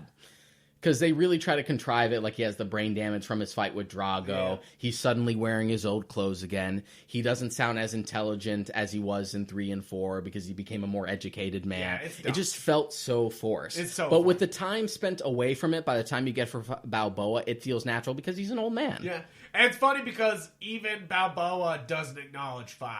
It's really funny. It's all the series is 5 didn't happen. We're just it's like when Drago visits the bar, Adrian's restaurant in Creed 2. It's just nice pictures, no pictures of me. Just yeah, Drago, but there's no pictures of Tommy Gunn either. So you're all right. You're all right. You're fine. And it's definitely It was, it's definitely one of my friends who I made watch all the movies. It's the one that made him cry. Yeah. It's everyone knows it. It was 2 moments actually. It is where he's breaking down to Paulie in the ice lockers. It's I just never knew it was supposed to be this hard. Yeah. And it's, of course, it's not about how hard you hit. That whole speech to his son. It's just oh, God, Stallone. I don't know why. That part, the thing that gets me about Rocky is that somehow in the middle of the movie, you get so worked up about Rocky. You know, I remember standing up with my dad, screaming about that fight at the end of Rocky. And, it's a movie he's seen before. But for some reason, we got, so worked up about it and yelled about it.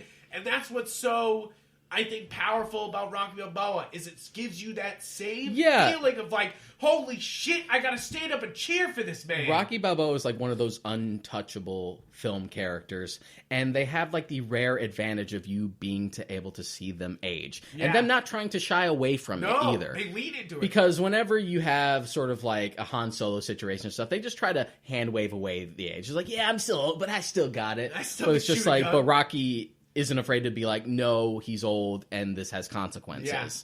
And it's just one of those things where he's such a beloved character, and it's such an interesting evolution that represents the different stages of Rocky also represent the different stages of Stallone's career. Exactly. It's such an interesting microcosm. It's such a weird set of movies, and that's why I enjoy them so much. And that's why it's amazing that Creed 1 and 2 work, you know? Like, it's still commenting on his career, you know? Like, even at the end, you know? Like, but moving on, Rocky Balboa is an astounding film. It's fantastic. It's fantastic. Next up, this will be an interesting one because I don't know how this has sat with you since we watched it, is T2 Trainspotting. Oh, yeah. Yeah, I forgot we watched that. This one is... Oh, that's not a good sign. no. This one is 11 years after the original Trainspotting. The original Trainspotting... It's great. Yeah, it's fantastic. It's a fantastic movie. And T2 Trainspotting is one of those films that could have so easily have gone bad. Really bad. And... Because Trainspotting is a film that... you almost feel like it's not saying something, but it's been saying something the entire time. Yeah. You know, like it's an interesting film because it's like it's so subversive in everything it's doing that Trainspotting 2 could have just been. It could have been way worse because they might not understand the energy. I think Trainspotting 2 is one of those films that I would advise you to like rewatch a couple times. Yeah, it's one of those things where it's gotten better for me. I already really, really liked it the first time I watched it. Yeah, it's good. It's gotten better for me as I've watched it because I love how it sort of turns the original film on its head and sort of really peels the skin back. Yeah, because Trainspotting, as serious as it was, still had that sort of Goodfellas mentality of just like, yeah, this is terrible, but it's still fun. Yeah. It's like Trainspotting 2 really sort of peels the skin back. It's just like, what's no, the consequences now that of we're these bad decisions. Now that we're fucking adults, it's just like this. It's like this time in our life, while it was our informative years, was pretty terrible. Yeah.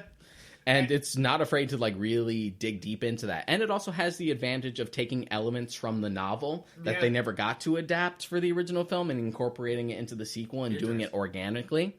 And it also took the right cues from the actual sequel novel, because there was a sequel novel. Yeah. It wasn't really all that good. Huh. They just kind of took the pieces that worked about it and added it for there. Yeah. It's sort of the Clerks 2 situation, where I'm just interested to see what these characters have to say about what they've done in their past now. Yeah, exactly. And it's not...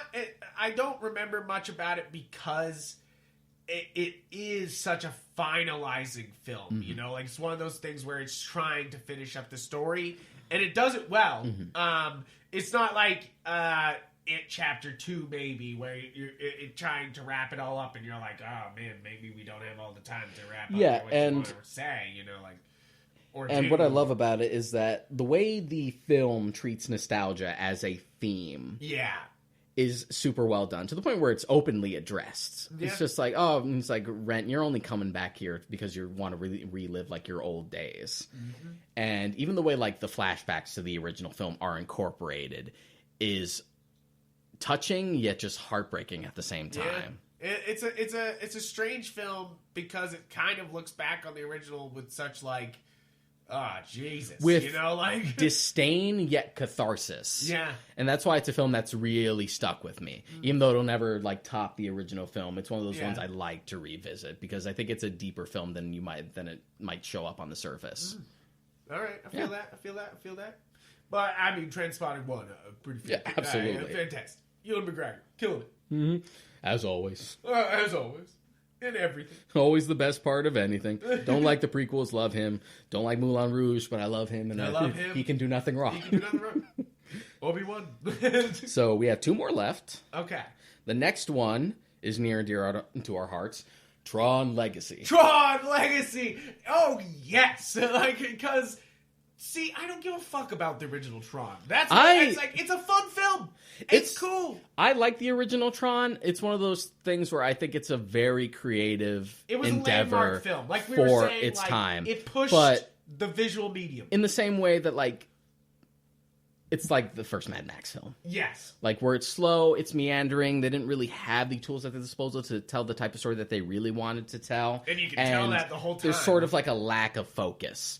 But I love its just sense of pure creativity. Yeah, exactly. And that's what's so... I feel like why it was greenlit at Disney. Is you can feel the creativity coming out of it.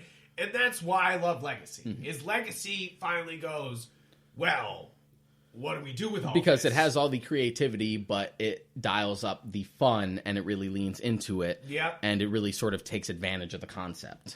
And Tron Legacy, it's just a beautiful film. Like, as much Absolutely. as Tron tried to look beautiful and it wasn't, you know, like, it's a messy looking film. If you look back at the original Tron now, you're like, you look at screenshots. Yeah, I admire shit. I admire it from a technical perspective. Yeah. Because But it's incredible look good, what they did for the effects for that. But it's a weird looking movie. It's a weird looking movie. So when you see this and it looks right, and everything just looks gorgeous the entire time, you're like, shit. Yeah, it looks gorgeous. It's a lot of fun. It's one that I love revisiting. It was like the last 3D film that I watched that I actually enjoyed because 3D as a gimmick just doesn't do much for me. Yeah, I see that. And the score by Daft Punk is amazing. The score is it's one of the first scores I bought on vinyl when I was buying soundtracks on vinyl. I was like absolutely Tron Legacy. It's one of my favorite movie soundtracks just because it's first off Daft Punk flexing what they can do for thematic music. And it really just like plays, you know, like it really feels the scene, you know, like, and not many soundtracks feel the scenes like that, and they absolutely do. And I mean, D-Res alone is a banger. Like, Of course. is a But banger. such an interesting movie. But like the original Tron is the like quintessential like definition of a cult film. Yes. Where cult films are often imperfect. Yes. But And they you're have kinda like, but they have those redeeming qualities. And you could say Just the same like- thing about Tron Legacy, is that there's things wrong with it. Like, it has some weird pacing issues, but overall, like... It's one of those things where it's an imperfect film, but I see something here that I would never see anywhere else. Exactly. And sometimes that's enough. And I've watched Tron Legacy a bunch, because, first off, the soundtrack, but second off, because it's just a gorgeous film, and I really... really enjoyed it. The Tron Legacy show, not so much. They had an animated show. I haven't watched it. I've actually heard it's pretty good, but it just died too early. And that's basically it. Yeah. It's one of those things. And it's just where one of those things it's where got a good idea. I love and Tron as a somebody shot concept. it Like, down. I'm in the cult. Yeah. And I would love to watch the series, but as soon as I heard it's like, oh, it's great, but it died. Yeah. Like, You're just kinda I have like, enough wow. shows that I've loved that were too short-lived, all right? Yeah, right. I'm still complaining about Firefly, right? Exactly. I can't go through this right now. Don't even bring it up. And then the idea of like a Tron 3. Yeah. It was spoken about. And it's still spoken And about because it did- they're transforming in Tomorrowland. They're going to change Space Mountain into Tron coasters in every Disney theme And park. I'm going to lose my goddamn mind. It's already bad enough that I've never been to Disney, Yeah. which breaks my heart. Yeah. I will go I know. some You gotta fucking day. go sometime. Some fucking day, but maybe I'll just wait specifically for when they add that, because boy, do I want to fucking get on a light cycle. I do love Space Mountain. I do love it, but I've seen clips of that Tron coaster in Japan, and it just looks so much fucking fun. And I love Tron Legacy, so it's like, please, thank you. So, Like, and Legacy did have sort of seeds planted for a sequel. For a sequel. It Like- was supposed to be like to end like a trilogy. yeah. And yeah, I mean, I don't necessarily need a Tron 3. I think a third one without Jeff Bridges would feel weird. It would feel weird. And to be honest, we were lucky we got a second one at all. Yeah, exactly. Like, Tron is a cult film, and that's all it is, because it was not a success. and neither is Legacy. Like, It's another it was critically middling and a box office bomb. Yeah. And, So we were lucky that we even got a second one, and that it was as good as it was. yeah. And I mean, the cast alone is fantastic. Yeah, For, so- and even and that was the first time I really noticed some real de-aging technology was in Tron Legacy. I feel like that was one of the first times where they were like, I bet we could make him look young the And entire time. we've certainly come a long way since Yeah, Tron I Legacy. mean, look at the Irishman. I was Look at the Irishman. one of those people that even at the time Tron Legacy came out, I was just like, that looks weird.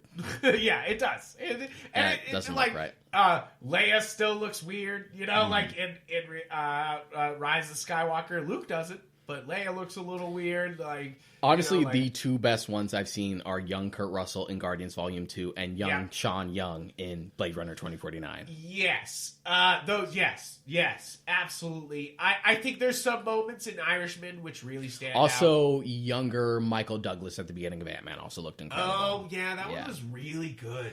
It's so good that he actually, when they did it again in Ant-Man and the Wasp, he didn't look as good. It didn't look right, yeah. Neither did the young Michelle Pfeiffer. There's a lot of reasons why I shut off Ant-Man versus Wasp, but that was, Ant-Man versus Wasp. Ant-Man and the Wasp. I really did not like that movie, but, like, one of them is because they messed up that CGI, like, face, where I loved how good it looked in Ant-Man 1, and then to do how badly they did it in 2, you were like, what the fuck? Like, you're just like, stop. But yes, move it up to the final one, which is sort of an odd one. We've briefly talked about this sometimes, but it's not really anything we're really crazy about. The last one is Wall Street Money Never Sleeps. Oh yeah, that is a funny, like, because that's a big difference. How long of a distance was that between the two films? Because that was a big distance. And we didn't even bring up the amount of years between Tron and Tron Legacy. So for the record, was 28 years. Wow, that's a huge jump. This one is 23 years. Wow. So Wall Street, the original, is one of those films that you ever watch a movie and you're just like, man, I can like feel the 80s coming out of this movie. Oh, absolutely. Like this is one of those movies you can like smell the 80s. It's so close to you. It's in the top like 10 of 80s movies that ever 80s the 80s. Yeah. Right up there with Rocky IV and The Lost Boys. Yeah, exactly. Where you're just like, how the fuck did this happen? That's a triple feature. It's just like you want to get an idea of what the 80s were like. Yeah. Those three movies specifically. But Wall Street is a movie I've always really enjoyed. It's definitely not like my favorite Oliver Stone film. But it's definitely, I love that movie. It's one of those movies that Michael Douglas kills it the entire time. Like he just... It's got a great script. Mm-hmm. It's got such great dialogue, and the performances are so strong that it's always stood out to me. Yeah. Like, as a guy who loves gangster films, it's basically a gangster film. Yeah, absolutely. And and I enjoyed how digestible the, like, stock market plot is. Yeah. Because the stock market's fucking confusing, man. I will not say anything to that because I trade. So yeah, I know. I don't think it's that. That shit's like it goes way over my head. Yeah, I understand. So it's just kind of like, like there is a bit of a learning curve to it, but and I feel like it's very digestible. In a tub to explain it to you? Is that what you're looking for? Big Short is that Big Short joke? I could have. Yeah, I do understand what you mean, but. Yeah, it's definitely a film, while fairly cliched, is really carried by its performances. Yeah. I think that maybe you'll watch Wall Street and you'll be like, I've seen this movie before, but it's definitely one of those that is so unique to its time. I love it. And plus, I really dig its sort of bittersweet ending as well.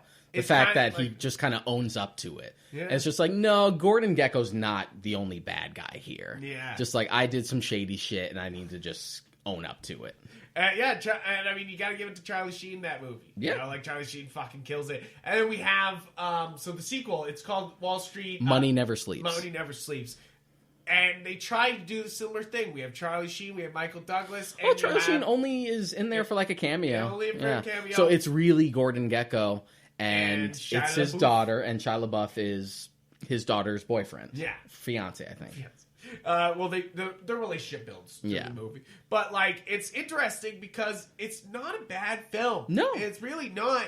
And it's so interesting because it's kind of a unique film, Wall Street. Mm-hmm. And then it's interesting to see such a movie that feels so with its original film, you know, and the intrigue, and I go back to Psycho 2 again, that's sort of the similar intrigue because the focus this time is really specifically on Gordon Gekko. Yeah. And the whole thing is he's out of prison trying to rebuild his life. When is he going to start doing some shady shit? Yeah, right. Yeah, when is he just going to make that turn? And the whole thing is about that build up. And the theme of it is just like, can we forgive and can he be a better person? Yeah. Especially with his daughter there being like, you have no idea what he put us through. Yeah.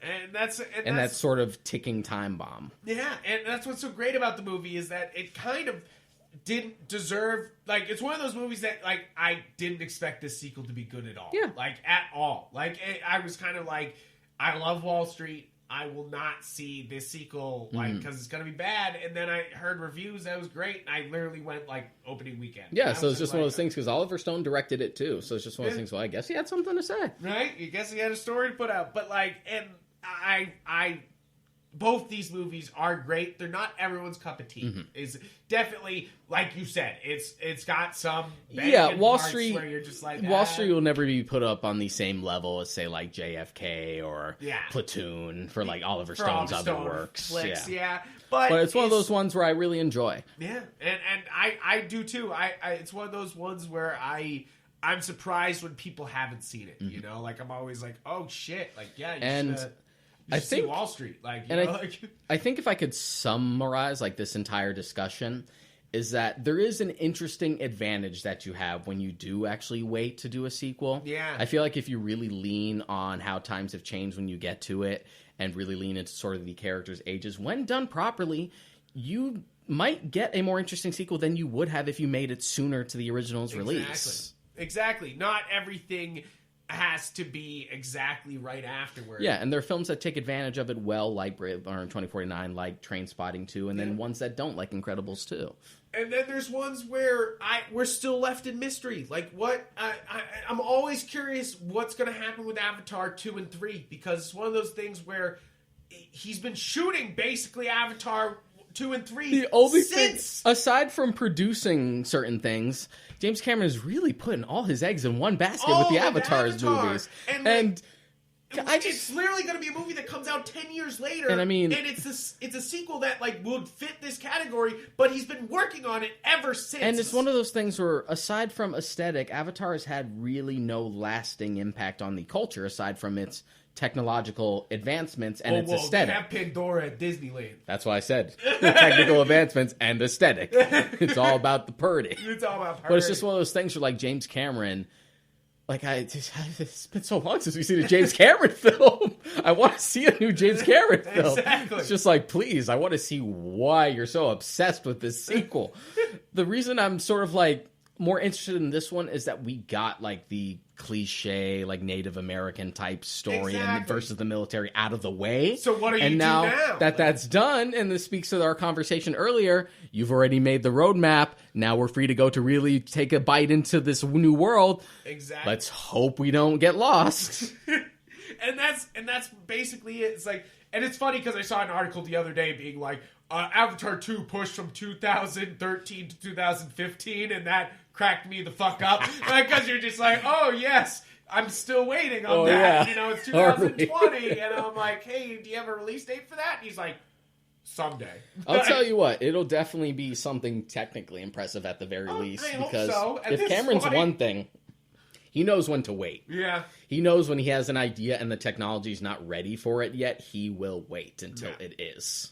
And that's why I think these movies have taken so long, and why it would be such a weird case to include in this list, because you're like, when it finally does come out, you're like, yeah, but he's done nothing else, you know, like this isn't like God at the end of Godfather 2, Francis Ford Coppola was like, well, this is the only thing I'm going to work on forever, you know, like he went on and did other things, you know, like he didn't make like a Boyhood style Godfather sequel where it took over the course of over 10 years and filmed it. It's like, no, this is the only thing I need. This is the only this is the future. This is the future. Same thing with George Miller. It's like, this is like, if we're talking the directors that return to their series, it's like those they took giant breaks from, and they worked on other things, and they did other stuff. I am worried about Avatar 2 strictly because he did nothing else, you know? Like, no, like talking about working in a bubble like George Lucas. James Cameron works in a weird bubble. He was supposed to direct Alita, but he's too busy working on that. Yeah, so he's like, here, Rob Rodriguez, here you go. Yeah, because they've been like collaborating on that and trying to get that off the ground for fucking years. So, just like, man, I hope the end product is worth all the time and love you've been putting into that, Cameron. Exactly. You're like, Jesus Christ. It's gonna be weird. Any way you slice it, it's gonna be strange when it comes out. And I hope at some point we can add to the list. Like, hopefully on the more positive side. On the more positive side, because there's been some. I feel like this list is a good list because this one is 10 years. Has it been Over 10 years since that came out? Yeah, I think so. When did that come out? I think so. Hold on, quickly. I must Google. he must Google. But basically, yeah, it's like it's interesting how time can help shape somebody's perspective. It has been 11 years. Yeah, exactly. Shit. And like it can help change your perspective on something coming back to it. And it's also interesting when somebody new can step into the shoes and do something great. You know, like unlike Blues Brothers 2000 where they stepped into the shoes and failed, we have things like Blade Runner where they step into the shoes and do fantastic work, you know? Yeah. So I guess it's like, what else are we waiting for? We got a new Top Gun coming out for some reason. And we have a new Bill and Ted coming out for some reason. Oh my God. So I don't care about Bill and Ted. So that's my problem with that, is I never care about any Bill and Ted. I like Bill and Ted fine, but it's... I'm a Back to the Future guy. I don't care about your science that don't make no sense. It's the most 90s thing that ever 90s. That is the peak. Yeah, that's some peak 90s. But, there's plenty of movies that are doing that. I mean, now. we're even getting another Matrix sequel. Yes. What the fuck? Why do we need another Matrix sequel? But, at the same time, if we said like this, if they come back with an eye on what's changed in those years... At least one of the Wachowskis is coming back. They aren't both coming back. Interesting. Yeah, which is very interesting. It's like, but they don't usually work on things separately. I wonder what ideas you have if you felt the need. Yeah, I guess because I'm actually one of those people who like the two Matrix sequels. Like, I'm in the minority. A lot of people shit on them. I like them for what they are. I like that they went for a more philosophical route. I was fine with the way 3 ended. So it's just like, all right. We'll see. We'll see. Yeah, we'll see. It's definitely one of those where you're just like, okay. Like, and I feel like, but then there's other series where if they waited longer, I'd be pissed.